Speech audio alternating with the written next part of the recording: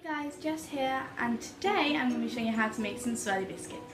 Now this recipe is one from my mum. She got it out of a magazine a very long time ago, and I want to show you how to make them. For this recipe you're going to need 2 tablespoons of cocoa powder, 325 grams of plain flour, 150 grams of caster sugar and 200 grams of butter, with 1 tablespoon of vanilla extract for the swirls. Preheat your oven. I would choose a fan oven at 200 degrees. This is just for now, you'll be turning it down later, but you want it nice and warm for when you want to put your biscuits in. Okay, so in my bowl I've got flour, sugar and my softened butter. And what I'm going to do is I'm going to cream them together until I get a lovely doughy mixture that's all light and fluffy, ready for me to split into 2 balls, and with one we're going to put the chocolate in and the other vanilla. Okay, so as you can see, all of my dough has come together in this big lump, and what I need to do is I need to separate it into 2 separate ones. To one we're going to add the cocoa powder, and to the other we're going to add 2 teaspoons of vanilla extract. Okay, so I'm just putting my dough into 2 separate balls like that, and I'm going to shape this one, pop it on the table, and this one can stay in the bowl. Now, what I want to do with this ball is that I'm going to work my cocoa powder into the ball of mixture. Now I'm going to have to do it with my hands because if I use a spoon it's not going to like cover all of it. What you might find is that the mixture is too dry for this one, so you might want to add a little bit of milk, not too much because you'll turn it into cupcake mixture, but just enough so that it's going to let you work with it. So as you can see, it's turning into this sort of, chocolatey mess, and this is only half of the mixture because the other ball we're going to be using vanilla extract with.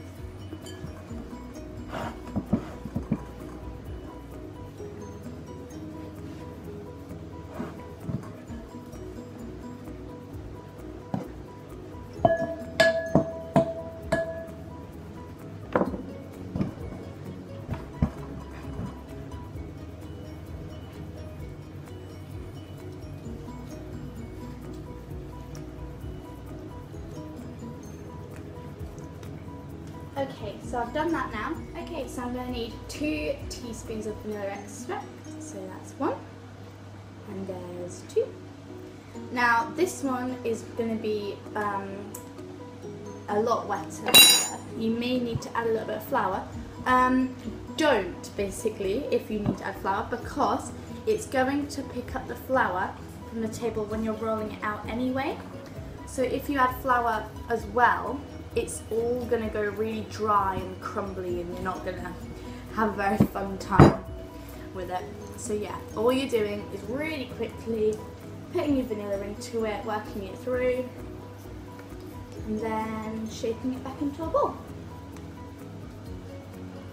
So now I've got a vanilla and a chocolate ball, and I am going to roll them out into separate strips, and they should be the same length and 3 millimeters down the side.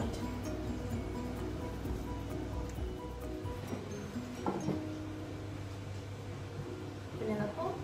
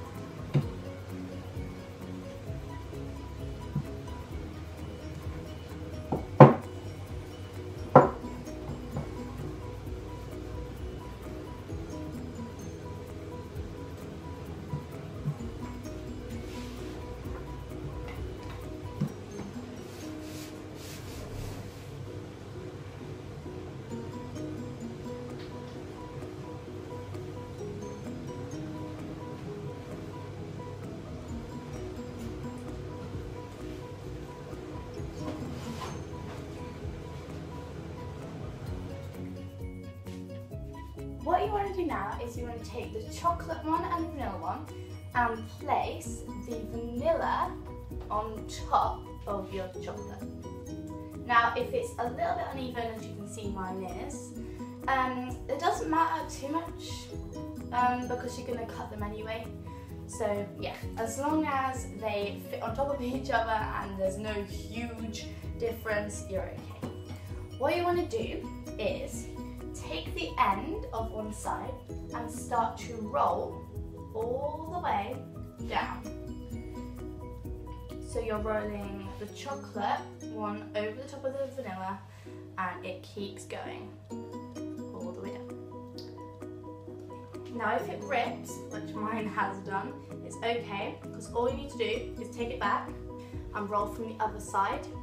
Hopefully the rip will go because you'll be able to pick up where it ripped and attach it on. Like, here it is. Let's keep going. There we go. And there you can see there's no rip anymore.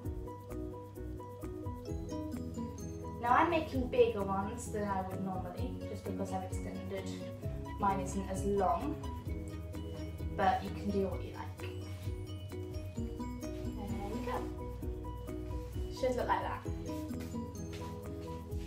Take your baking tray and the butter you've got left over, and all you need to do is you need to rub the butter onto the surface of the baking tray. Now if you've got baking paper, non-stick baking parchment, you can literally just put that down and use it instead, but I don't have any of that for the moment, so I'm just using this. All you need to do is take a sharp knife, like this, and if you're like quite young, you might want your mum or dad to help you with this, but yeah.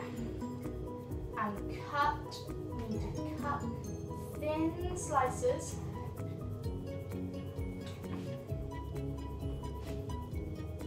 You should get quite a few, and it does. Basically, you're taking your swirly log and you're cutting sections out of it. So you're going to be creating little bits like this.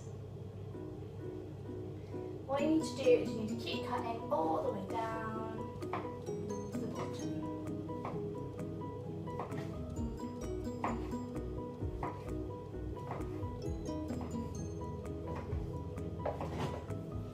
Right. Now you've cut out all your biscuits, you need to make sure they're all rolled up and stick them on your tray.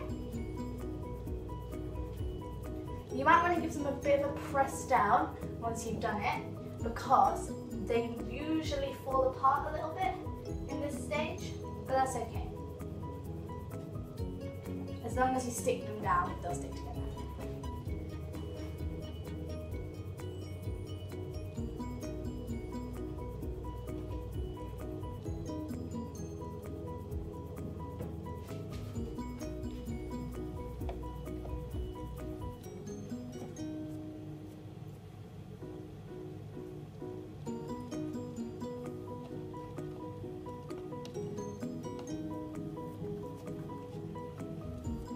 Here we go, and I'm just going to put my baking trays on my preheated oven, and it should take about 12 minutes to cook, I'd say, but obviously keep checking them. Don't leave it up to me to tell you how to do them. I just take them out when I can see they're done. In the oven, and I'm going to say they take about 6 minutes to cook.